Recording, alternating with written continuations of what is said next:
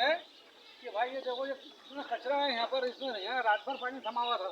ये कीचड़ इतना हुआ है कि भाई अब को चलकर नहीं आ रहा। बाल बच्चे छोटे छोटे हैं, अगर जो गिरे पड़े तो इसके जिम्मेदार कौन रहेगा?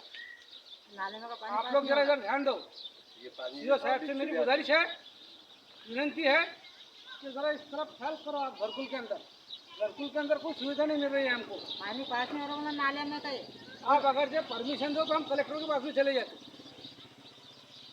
आपसे मेरी ये विनती है कि आप यहाँ के कर्मचारियों को भेजो। बोलो जी तुम भी नाले में का पानी पानी आ रहा, बोलो पानी है, सब रुक रहा है, ये पानी का बंदोबस्त करो। पानी रुकने क्यों नहीं होना? ये सेफ्टी संडास का पानी इधर से हमारे घर के पास आ रहा है। रहना मुश्किल है यार, रहना मुश्किल है। इतने मच्छर हो जा रहे हैं, हमको चलना मुश्किल हो गया है, कीचड़ हो गया है। फ्रेंड के घर में आ रहे हैं, पूरी भाषा की मच्छर पैदा हो रही है, बहुत बात आ रही है यहाँ पर। आप आगे देखो यहाँ पे जरा।